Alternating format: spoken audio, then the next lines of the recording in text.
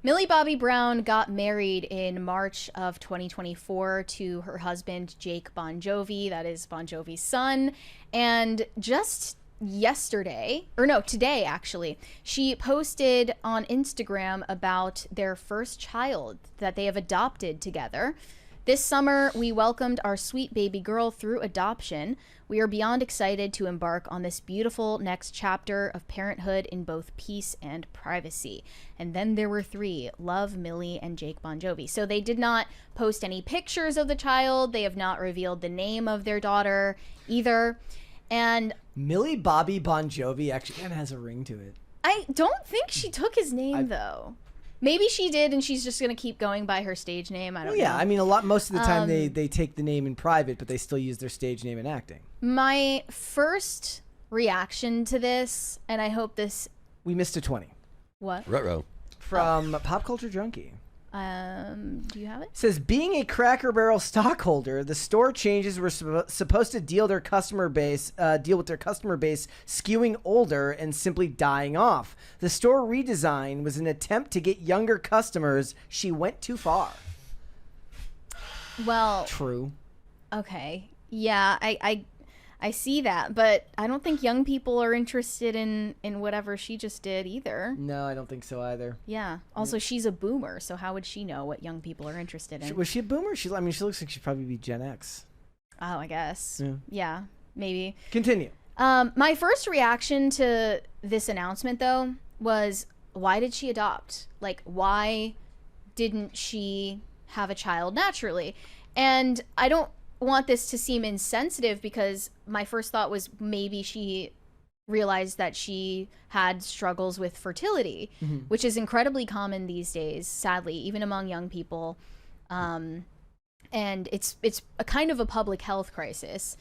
And I also considered that she might have elected to adopt even though she doesn't have any health problems that would prevent her from having a child naturally, because of her line of work as an actress. And getting pregnant would definitely put a halt to her career, which is thriving right now. At the very least, yeah. So she's doing, from what I've seen, other than Stranger Things, a lot of, Netflix movies. She did the Enola Holmes movie. Yeah. She did Electric State.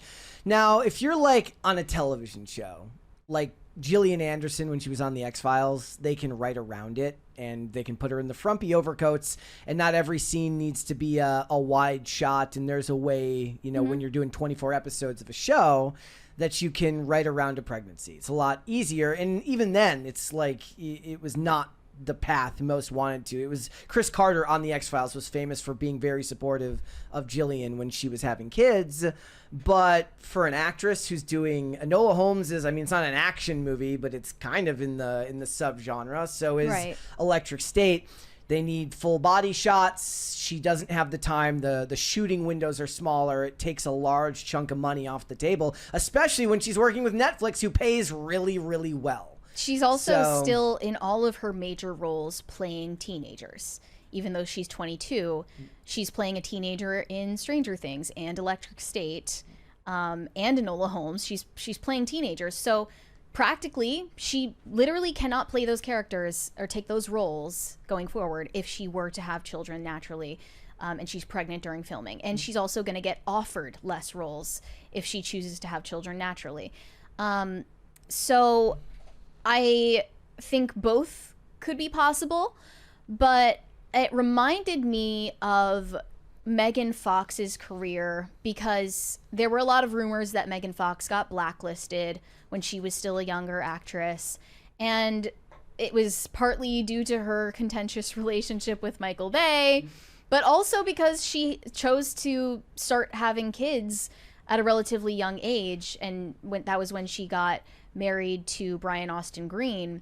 She had, I believe, 3 kids basically in a row. Yeah. And when was that? Like, what year was that? Do you remember? I don't remember the year that she started having kids. It was like the early 2010s? I believe so. 2013 or something like that?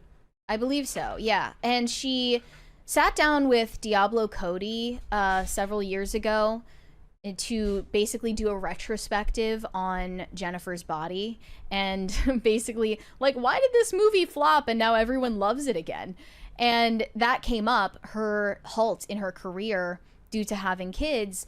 And she said something that stuck with me. She said pregnancy is treated like leprosy in Hollywood. And this is basically... Is that a good enough reason to not have a kid, though? Well, she did anyway, but she was open about the fact that she did receive a lot of negative feedback for doing so. I'm sorry, but in the chat, Gabe says, "Doesn't everybody hate Michael Bay?" There will be no Michael Bay slander on this podcast. No.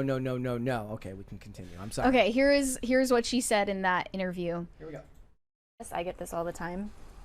People will be like, you just don't really work that much. Like, journalists will be like, it's nice to see you in a movie because you don't really work that much. And it's like, I've gestated and given birth to 3 children.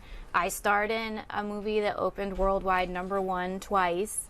I was on a critically acclaimed sitcom. I executive produced and created a show about archaeological controversies. How much more productive does a woman need to be? You. And I'm in an industry that treats pregnancy like leprosy, so it's not like I can keep working once I'm past 5 months. I have to just do nothing. It is what it is, and that's so frustrating for me because it's like when you're in the Oscar realm or when you're in this like huge blockbuster place and you're a pinup or whatever you want to call me, it's like everything you do after that needs to be on the same level. Right, because you've had a moment of ubiquity. Or you're failing. Yes. And it doesn't work that way. How about cut us a break, especially as women who are creating life as well as working. You can't expect me to be putting out the same kind of things at the same kind of pace, which I was never really an ambitious overworker, but as when Michael Bay would agree. was a kid and had no children and wasn't married and had a different life. So for me, that's really annoying and very frustrating because it's like, how can you start off here, which we both did, and so then if your next project is here, which is still miles above where most people ever make it, you're still Well, I knew I was from the beginning because I won an Oscar for my first screenplay. Yeah. So everybody says, "Oh, how many are you going to win?" I was like, 1. Like, this is it. You really think I'm going to win another Oscar? Like, that doesn't happen to people. I'm thrilled to have one. I look at it every day, but I've never been in a place where I think to myself, like, okay, I need to sustain that level of success because how could you? Yeah. And also, like, I had 3 kids. Yeah. Okay. I get it because, like, there are people will hit up, like, be trying to, like, dog me out on Twitter, and they're like, you haven't done anything and blah, blah, blah, blah, blah. And it's like, well, we've been releasing records. It's like, how many bands do you know go platinum? Right? Like, how many people do you actually talk to on the internet that have platinum records? Yeah. How many have gold records, right? And it's like the idea that you have to keep putting out or you have to keep achieving things and not have other aspects of a life is insane, but that's the way that people kind of behave. It's like, if this is what you do, or this is what they know you for, this is the only thing you do, and anything that you're not doing or anything you're doing that isn't this isn't valid, and it shows that you have somehow degraded yourself or you're not worth what you used to be. And this is coming from people that will never do the things that you've done. You know what I mean? Right. Look, there are male actors who get those questions too when they're not in the spotlight for a while. Like Josh Hartnett left for a long time and stopped doing like mainstream Hollywood productions. He wasn't a fan of the culture in Hollywood. He has since come back, and they ask him that question all the time. What was his reasoning for stepping back? I thought it was just like he didn't like the culture around the big budget movies. Somebody could find an article about him talking about it. The point was, it was his choice. He was at the time when he left, he was a rising star. I always remember that because he's from Minnesota, so it was like one of those actors where he made it big in the industry, and then he was just kind of gone, and he was only doing independent films for a long time. So they'll get that question. It's literally the interviewer's job to ask you those questions. Right. She's like, I'm like, they're doing their job. Like, likely their executive producer asked them to ask you those questions because it is something of interest to them. But they made it a gender issue here. Like, she made it a gender issue, and I understand that it is to an extent.